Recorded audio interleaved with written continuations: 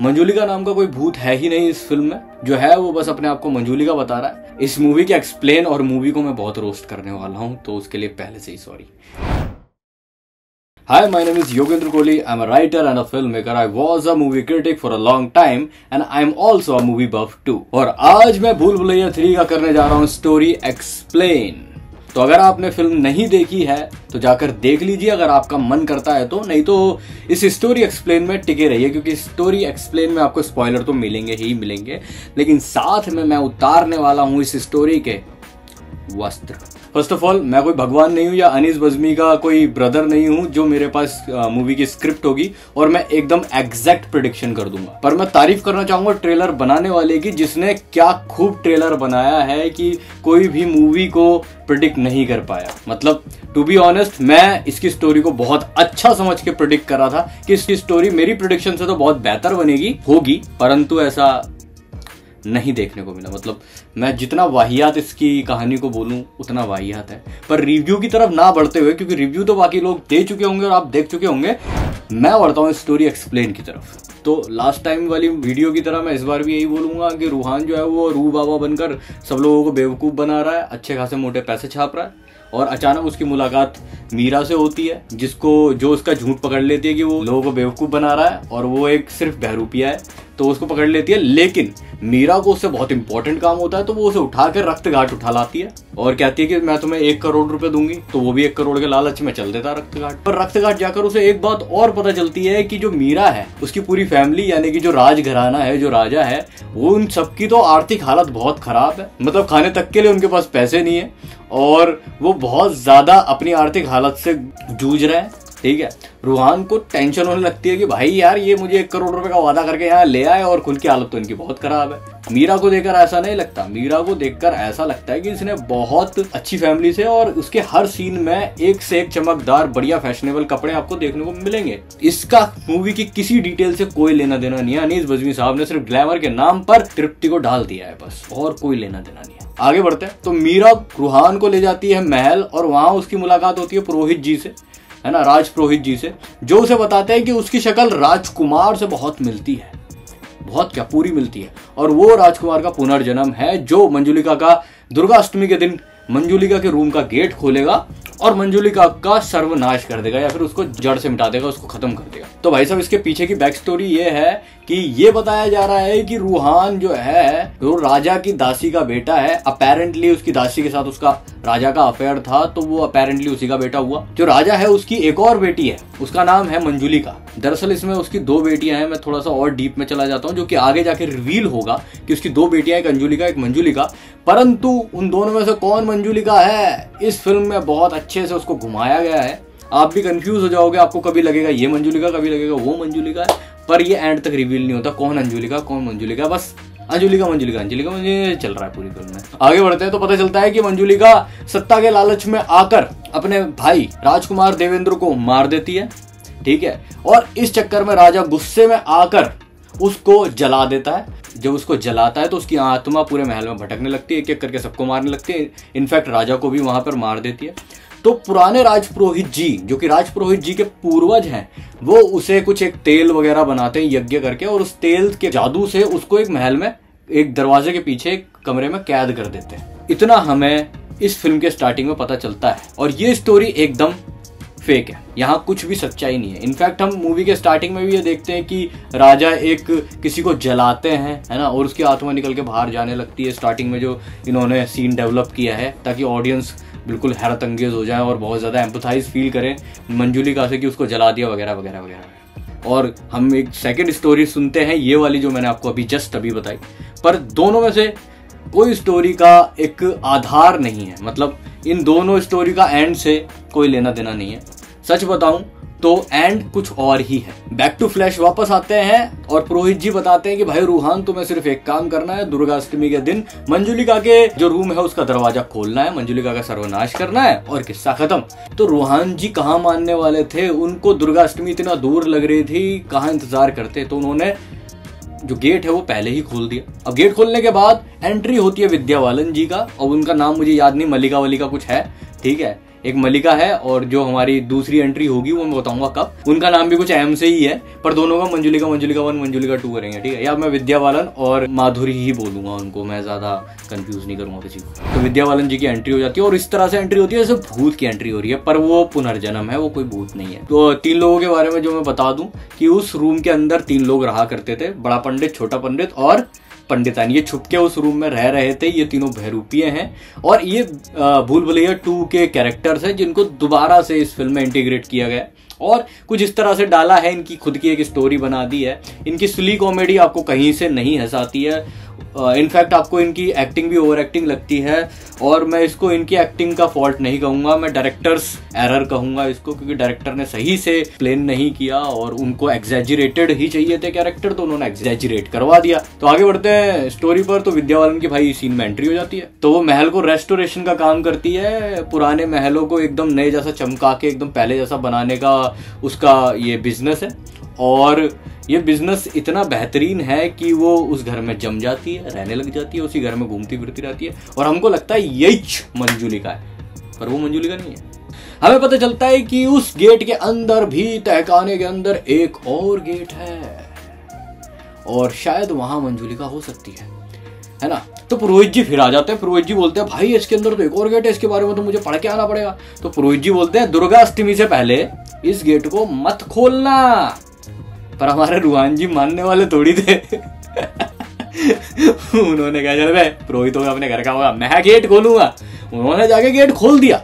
अब गेट खोलने के बाद हम देखते हैं कि उसमें से एक हवा ववा कुछ निकलती है और महल में अचानक से अजीबोगरीब चीजें होनी शुरू हो जाती है और एंट्री होती है माधुरी दीक्षित जी की, जो हमें मंजुलिका जैसी लग रही होती है, जो हमें भूत प्रेत जैसी लग रही होती है, लेकिन वो भी एक पुनर्जन्म ही है उनके पुरानी वाली अंजुलिका वगैरह किसी का। अभी पूरी फिल्म में अनीस बज़मी जी आपको कंफ्यूज करेंगे कि ये मंजुलिका या ये मंजुलिका है, परंतु दोनों में से कोई भी भूत नहीं है, लेकिन भूत बाहर आ चुका है और अब रूहान को दिखना शुरू हो गया है। और माधुरी दीक्षित आती है, वो अपने आप को कहीं की महारानी बताती है कि मैं यहाँ की महारानी हूँ और मैं I want to look at this महल टू बाय। और जो वहाँ के राजा होते हैं मीरा जी के पिताजी, वो क्या, वो तो बेचना ही चाह रहे हैं, वो तो कह रहे हैं हमें बेचना है। तो वो क्या करते हैं, महारानी को बोलते हैं आप भी घर में रह लो, क्या दिक्कत है, तो उसको भी घर में रख लेते हैं, है ना। वो तो बेचना ही चाह रहे हैं, तो उनको ऐसा लगता है कि महारानी अच्छा खासा अमाउंट देगी और वो खरीद लेगी उसकी प्रॉब्लम सॉल्व। पर यहां से तो प्रॉब्लम शुरू होनी चाहिए ना। तो यहां से भूत अपना जादू दिखाना शुरू कर देता है, लोगों को बेवकूफ बनाना शुरू कर देता है। और जब भी आप किसी एक को भूत की तरह, यानी कि माधुरी दीक्षित या फिर विद्या बालन जी को, इन दोनों में से किसी एक को अपने आप को मंजुलिका बताते हुए भूत की तरह रिएक्ट करते हुए देखोगे, इसका मतलब यह है कि इनके अंदर किसी की आत्मा, ये भूत की आत्मा या भूत इनसे कुछ करवा रहा है, और जो कि बहुत सेक्सी लग रहा है देखने में। हाँ, ये वाला पार्ट बहुत सेक्सी है, जब वो एक दूसरे की गर्दन पकड़ते हैं, पूरा टीवी सीरियल वाला फील आ रहा है, फेयर फाइल्स की तरह। और हमें ये बात भी एंड में पता चलेगी कि वो भूत कौन है। खैर आपको तो पता चल ही गया होगा, नहीं पता चला तो मैं बता दूंगा। खैर मूवी तो आपने देखी ली होगी, अगर नहीं देखी है तो कोई बात नहीं, मैं बता तो रहा हूँ। बहुत सारे छोटे मोटे इवेंट्स हो रहे हैं, भूतिया इवेंट्स हो रहे हैं और रूहान परेशान हो रहा है। रूहान को अजीबोगरीब सपने आ रहे हैं और सपनों में एक मुखौटा पहने हुए लाल चुंदरी में लिपटा हुआ कोई ना कोई तो दिख रहा है और वो परेशान हो रहा है ना।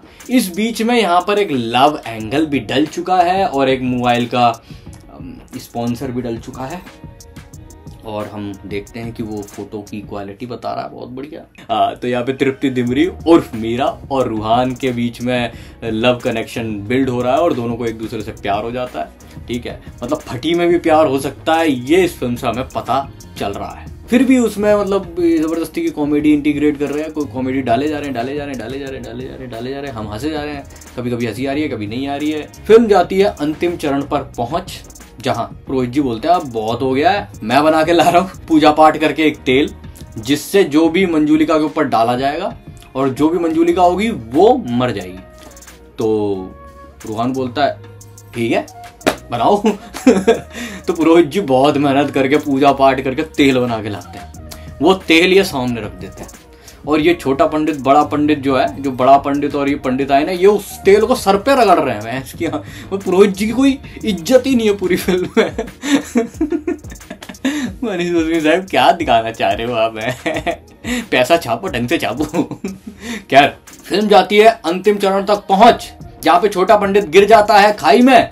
अब क्यों गिरता है खाई में, उसके पीछे का कोई खास रीजन नहीं है, वो अपने कुछ उटपटांग हरकतें ही कर रहे होंगे, तो खाई में वो बेचारा गिर जाता है। एंड में उसकी एंट्री होती है जवान बन के पट्टी बांध के जिसका फिल्म प्लॉट कहानी से कोई लेना देना नहीं। अब आ जाता है दुर्गा अष्टमी का दिन, यानी कि फिल्म का एंड, जहां पर उसकी मीरा की पूरी फैमिली, रूहान, पुरोहित जी और ये छोटा बड़ा पंडित, दोनों मंजुलिका आ जाती हैं। दोनों मंजुलिका आपस में लड़ रही हैं, ठीक है, और कभी एक गुस्से में आ जाती है, कभी दूसरी गुस्से में आ जाती है। इतने में रूहान क्या करता है कि पहली मंजुलिका जो बहुत गुस्से में, उसके चारों तरफ अराउंड तेल से सर्कल बना देता है और उस सर्कल में आग लगा देता है, ठीक है। तो होता यूं है कि वो मंजुलिका नॉर्मल हो जाती है और माधुरी दीक्षित के अंदर मंजुलिका आ जाती है, और मंजुलिका वो खतरनाक होती है, वो मारना पीटना शुरू कर देती है। आग बुझ जाती है, वो उसको विद्या बालन उठाता है, बहन गलती हो गई अब बताओ क्या करना है। तो फिर विद्या बालन बोलती है कि नहीं, बाहर आ जा, तू कौन है। तो फिर रिवील होता है कि भूत कौन है। तो भाई वो भूत बाहर आता है और हमें पता चलता है कि वो भूत और कोई नहीं, देवेंद्र कुमार समथिंग समथिंग राजकुमार है, ठीक है, युवराज है। और वो युवराज लड़की के कपड़े पहने हुए हैं, मुकोटा हटता है, पता चलता है कि वो युवराज है, जो युवराज वो जिसकी शक्ल रूहान से मिलती है, वो युवराज है। और हम देखते हैं कि भाई उसकी एक अलग कहानी होती है, वही मंजुलिका बोलकर अपना मंजुलिका का चोगा पहने हुए और सबको बेवकूफ़ बना रहा है, सबको डरा रहा है और मारने की पूरी तैयारी कर रहा है। दुर्गा अष्टमी का इंतजार कर रहा ताकि वो दोनों बहनों को मार दे, पर अब उसका दिमाग घूम जाता है। वो कहता है कि मैं तो सबको मारूंगा। पहले इसकी बैकग्राउंड स्टोरी समझ लेते हैं, फिर उसके बाद मरते रहेंगे, क्या बोलते हो, है ना। तो अनीस बज़मी साहब ने राइटर से कहा, भाई देख यार, फिल्म पहले ही 2.5 घंटा पार हो गई है, तो थोड़ी छोटी बैकग्राउंड बनाई हो ताकि ना हम जल्दी जल्दी इस फिल्म को निपटा सकें। बहुत पैसा कमा लिया यार, थक गए मैं इसकी आंख। तो भाई बैकग्राउंड को जिस तरह से उन्होंने डिजाइन किया है, जो हमारा राजकुमार है उसको औरत बनकर, है ना, नाचने गाने का शौक है, उसको मंजुलिका की तरह हरकतें करने का शौक है। वैसे तो इस फिल्म में 2 मंजुलिका जो कि डांस वांस बढ़िया कर रही हैं, और हाल ही फिलहाल में जो राजा है, उन्होंने युवराज को, देवेंद्र को ये कह दिया है कि ये मेरा उत्तराधिकारी बनेगा, जिसकी वजह से दोनों मंजुलिका की सुलगी पड़ी है। पर अब दोनों मंजुलिका को ये पता चलता है कि जो ये हमारा युवराज है, ये इसको लड़की बनने का बहुत शौक है भाई, इसको सजने संवरने का बहुत शौक है, इसको डांस करने का बहुत शौक है, तो क्यों ना इसका मुशायरा बनाया जाए। तो वो क्या करती है, बहुत ही महल में एक अच्छी सी जगह पे एक बहुत अच्छा सेटअप करती है, उसको बोलती है यहाँ तू नाच, रेड कपड़े पहना देती है उसको, पूरा एकदम सजा सवार देती है ना। दरअसल उन दोनों का मकसद उसको मारना ही था, पर उनको एक और नया मकसद मिल जाता है कि इसको जलील करके मारते हैं राजा के सामने, क्या बोलते हो, है ना। तो वो क्या करती है कि वो सेटअप वेटअप बना लेती है बहुत बढ़िया सा, और वो फिर वो फुल डांस वांस करता है, जो कि हमें मूवी के स्टार्टिंग में देखने को मिल गया था। अब होता ये है कि जो विद्या बालन वाली मंजुलिका है, वो भाग के जाती है राजा के पास और भरे सभा में चिल्ला चिल्ला कर बोलती है कि तुम्हारा बेटा जिसे तुमने उत्तराधिकारी बनाया है, वो तो मंजुलिका बनकर, यानी कि नचनिया बनकर डांस कर रहा है लड़कियों की तरह, जाकर देखिए।